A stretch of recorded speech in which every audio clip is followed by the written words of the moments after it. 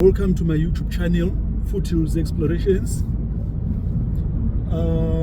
Today I want to talk about the relationships that exist between members of the family, those who are in the diaspora and back at home, and particularly focusing on the one particular individual. In most families where there are members, or there is a member who is in the diaspora, there is one individual who is problematic. There is one individual who wants to control some members, especially those in the diaspora. There is one individual who wants to call the shots all the time. There is one individual who wants to control information. There is one individual who wants to determine the direction in which things move. And there is one individual who wants to define the relationship between those at home and those in the diaspora, including the communication that's transmitted between the two locations, home and the diaspora. In most families where we have such people, or we have other members of the family in the diaspora or outside of the country, the tendency is, or the practice has been, the diaspora remits some income or some cash back home, which is supposed to primarily develop the diaspora individual properties or life, and secondly, help assist the entire family in social matters and probably economic matters, if there are any. Now, when this person moves or goes to the diaspora, he or she develops a relationship, a close relationship with one member, or entrusts one member with all his investments, his projects, and so on and so forth. Now, because of that relationship, which is both social and economic, these people tend to communicate a lot, more than any other member of the family, including more than the parents if they are still alive. Now, the home-based member, the most trusted one, who manages the projects and who handles the finances, then creates, first and foremost, the person keeps the entire relationship, and it creates a situation to the diaspora member that he or she is the only one who is still reliable back home in Zimbabwe. He is the only one who is still reliable back in Zimbabwe. So much so that the diaspora-based member, I'm not sure at what point or at which level of the migration of the movement to the diaspora do we have the diaspora members beginning to get so naive, so stupid, so foolish, that they believe one individual member and believe that everyone else has suddenly become stupid, has suddenly become ignorant, has suddenly become backward, has suddenly become uncivilized, has suddenly become arrogant, has suddenly become all sorts of bad things. So the diaspora person gets all, from that moment onwards, starts to get all the information about home from the trusted guy. Also sends any information back home through the trusted guy. Why? Because the diaspora person has been told that these ones are now stupid, they are backward, they are uncivilized, they steal, they are lazy, they don't want to work, they are only waiting for your cash, they are only waiting for your sweat, they are only waiting for freebies from you.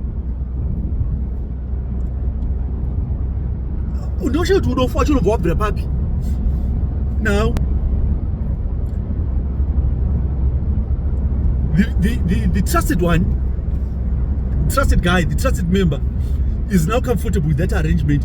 Once there is that hostility or there is that mistrust between the rest of the family and the diaspora based, and is now or she is now the mediator, the middle person, the bridge. No one goes to the diaspora except through that person. No one talks to the diaspora except through that person. Nothing comes from the diaspora except through that person. Nothing is communicated from the diaspora except through that person. Now, given that situation, given that scenario, the trusted person now manipulates the situation. For every message that's sent to the diaspora, because it's going through the person, the middle person, it's twisted, it's manipulated, it's recast, it's restructured, rewritten.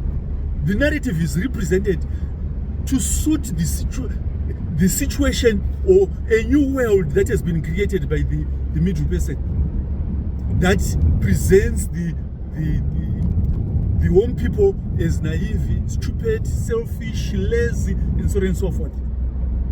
And so the response from the diaspora passes through the person and also manipulated, twisted, restructured, recreated, so that it synchronizes, it suits. So the communication continues. And for years, people begin to think that the communication is normal, begin to think that that's the kind of relationship that is there. But for those who are analytical enough, who are fast enough to see or to think or to question, they realize that the diaspora member is suddenly or has changed his or her attitude towards the rest of the member. And any attempt to send the message is crushed with a heavy hammer. Any attempt to correct the situation, the communication, and the perceptions that have been created immediately crushed heavily.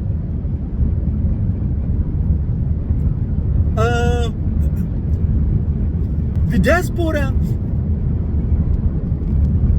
now, over time, they send goods, they send cash, and all those goods, all that cash, they are sent through the trusted member. They are sent through the trusted member.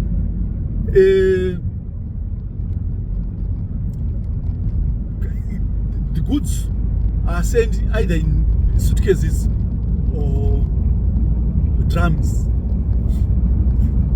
and they are delivered to the trusted member's place of residence. The first thing that the trusted member does is to open the drums, select anything that he or she wants. Then the rest of the members are given the rest. It's not even surprising that the trusted member, after selecting whatever he or she wants, there are some bags or there are some drums that are withheld. And in some cases, that person opens up a flea market, a market for second-hand goods, or a market for new goods, becomes a merchant, starts to sell some excess goods that are initially meant to benefit the other members of the family. And no one says anything, no one complains. And even if there are complaints or concerns raised, the diaspora either does not get the information, or if he or she gets the information, brushes it away because of the perception created or sent to him or her. One thing that is also important to note about this person and the sender between the diaspora and the home community is deliberately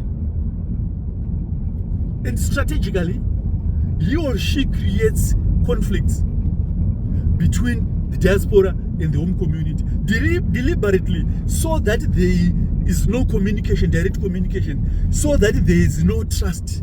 And it is only him or her who is not involved in the conflict and is only trying to resolve. That's strategic, that's deliberate, to keep you apart, to keep the level of mistrust high. And it can go for years. To the cash, which serves as a capital for any project. Because the person is managing projects, suppose building projects, the home-based member, the trusted one, naturally starts to build his or her own. Why? Because for every consignment of cement, he or she takes something. For every consignment of bricks, he or she takes something. And so she is exposed. Suppose there are 3 or 4 members of the family who are in the diaspora and they are all into construction project. And if John buys 20,000 bricks and this thieving guy takes 2,000, and Peter buys 30,000 and the thieving guy takes 5,000, Jane buys 40,000 and the thieving guy takes 80,000. Already, the thieving guy is already at more than 10,000 bricks, and so is able to initiate only construction projects. So, the trusted person also manages projects for the diaspora-based members. And suppose when if they have properties back home and they are renting those properties, the home-based, this member also collects rentals, keeps the rentals on behalf of the diaspora-based members. And with that money, that person can also spin it, start different income-generating projects, and that keeps that person ahead of everyone else economically because of the you realize there's instances when the diaspora members never think of visiting home. Sometimes it is not out of their choice, it's because of the information that they get from the trusted member. It's the information that they get that determines whether they have to go home and see the rest of the family or not. Now, it is probably after 20 or 25 years that the diaspora, through some miracle, through some magic, through some unexplained situation, that they finally realized that they were working on falsehoods. It is at that point that they realized that the person that they trusted so much for so long, he had invested far much better than them.